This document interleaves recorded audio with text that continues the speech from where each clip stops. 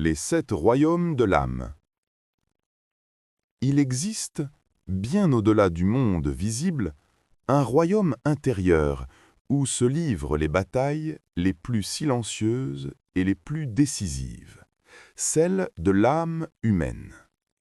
Ce royaume n'a ni montagne ni mer, mais il est fait d'émotions, de désirs, de rêves et de cicatrices. En son centre se dresse une grande cité de lumière nommée équilibre, gardée par l'esprit de la sagesse, l'unique force capable d'unir ou de séparer les 7 seigneurs de l'âme. Ces seigneurs sont les fragments vivants de la nature humaine. Chacun incarne une force primordiale, orgueil, le roi des hauteurs, vêtu d'or et de gloire, qui rêve de dominer même les étoiles. Avarice, le collectionneur des trésors perdus, qui voit dans chaque chose une possession à garder pour l'éternité. Luxure, le charme incarné, qui transforme le désir en art et la passion en chaîne. Envie, l'œil d'émeraude, toujours tourné vers ce que possèdent les autres, jamais apaisé, jamais comblé. Gourmandise, le géant au cœur tendre, cherchant dans chaque plaisir une consolation impossible. Colère, le guerrier flamboyant, animé par la justice autant que par la destruction. Paresse, l'endormie éternelle, douce et mélancolique, dont le silence peut soit apaiser le monde, soit le condamner à l'inaction. Autrefois, ces 7 forces vivaient en harmonie. Chacune avait sa place dans le grand cercle de la conscience. Mais l'équilibre se fissura le jour où Orgueil décida qu'il méritait d'être plus qu'un fragment, qu'il devait devenir le cœur même de l'âme. Son ambition enflamma les autres, Avarice voulut tout posséder, Colère voulut tout conquérir, Envie voulut tout égaler, et ainsi, la lumière d'équilibre se brisa en 7 éclats. Depuis, le monde intérieur de l'homme est devenu un champ de bataille invisible. Chaque être humain porte en lui ces 7 royaumes en lutte perpétuelle pour le trône du cœur. Certains laissent régner la colère et deviennent des tempêtes, d'autres s'abandonnent à la paresse et s'éteignent doucement. Rares sont ceux qui trouvent la voie de la sagesse, capables de réunir ces forces contraires sans les détruire. Mais une prophétie murmure qu'un jour, un être naîtra, ni ange ni démon, capable de restaurer l'équilibre perdu. On l'appellera l'éveillé, celui qui a traversé ses propres ténèbres sans s'y perdre. Et son aventure commencera non pas dans les cieux, mais dans le cœur même d'un simple humain, là où chaque bataille intérieure forge le destin du monde. Chapitre 1 L'éveil. Il s'appelait Élior, un nom ordinaire pour un jeune homme ordinaire. Pourtant, depuis quelque temps, quelque chose avait changé en lui. Le monde autour de lui semblait perdre ses couleurs, les visages des gens devenaient flous, les voix lointaines. Il ne savait plus s'il rêvait ou s'il vivait. Chaque nuit, un même son résonnait dans son esprit, une cloche lointaine, grave et douce, qui semblait l'appeler vers un lieu oublié. Un soir, incapable de trouver le sommeil, Élior ferma les yeux et prononça ces mots. « Si une vérité m'attend, qu'elle se montre. » À cet instant, la cloche résonna plus fort. Une lumière dorée l'enveloppa, puis le monde se dissout autour de lui. Quand il rouvrit les yeux, il se tenait sur un sol de cristal. Le ciel au-dessus de lui était d'un bleu profond, traversé de constellations mouvantes. Devant lui s'étendait une immensité, à la fois réelle et irréelle. Équilibre, le cœur des âmes. Une silhouette l'attendait. Une femme aux cheveux argent, vêtu d'une robe blanche qui semblait tissée de brume. Ses yeux reflétaient à la fois la tristesse et la paix infinie. « Tu es enfin venu, dit-elle. « Où suis-je » demanda Élior, tremblant.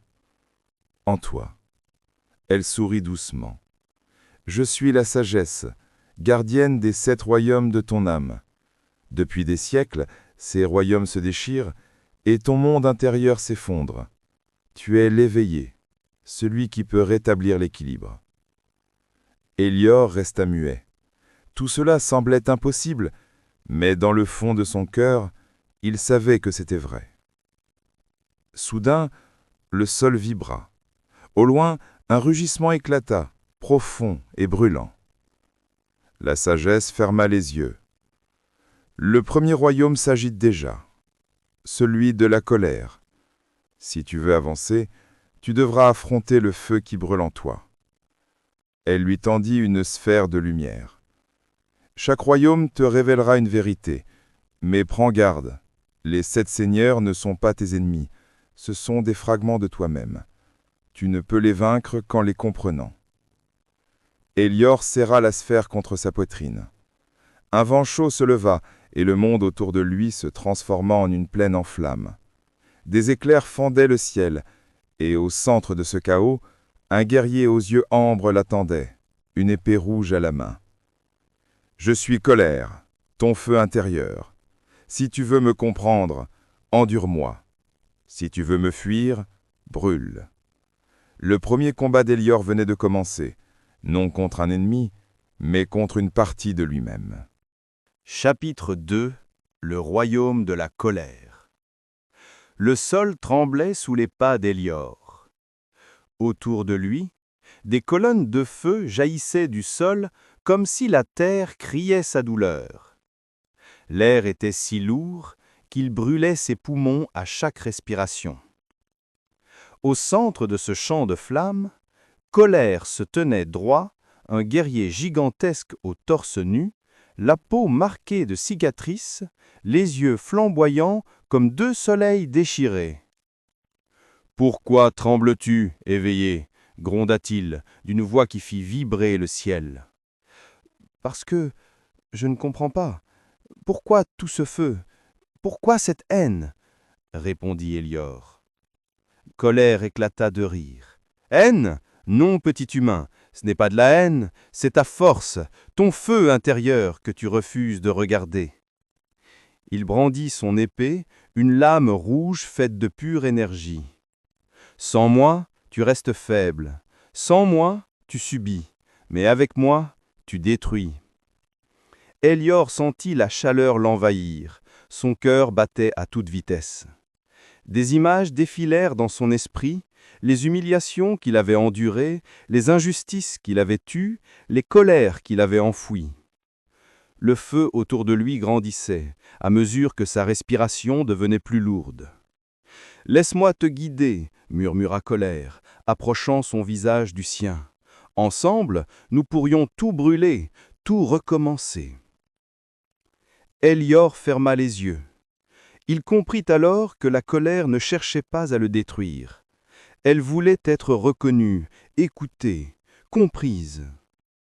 Il murmura « Tu n'es pas mon ennemi, tu es ma douleur qui veut justice. » Colère recula surpris. Son feu devint plus doux, moins aveuglant. Autour d'eux, la plaine de flammes se transforma en un champ de braises rougeoyantes. « Tu as compris » dit le guerrier, en baissant son arme. « Ma force n'est pas la destruction, mais la clarté. Quand tu me domines, je deviens courage. Quand tu me rejettes, je deviens rage. » Il posa sa main brûlante sur l'épaule d'Élior. Une marque rouge apparut, comme un sceau. « Garde cette flamme éveillée, elle te servira dans les royaumes à venir. » Puis Colère disparut dans une pluie d'étincelles. Élior tomba à genoux, épuisé mais apaisé. Pour la première fois, il sentit une paix étrange dans le silence qui suivit la tempête. La voix douce de la sagesse résonna dans son esprit. « Tu as traversé ton premier royaume. souviens-toi, toute émotion est une porte. Tu n'es pas fait pour les fermer, mais pour apprendre à les franchir. Le feu s'éteignit, laissant place à un nouveau chemin, un désert doré où le vent portait l'écho d'un rire étouffé. La sagesse murmura. Le prochain royaume t'attend, Hélior, celui de l'avarice. Chapitre 3. Le royaume de l'avarice.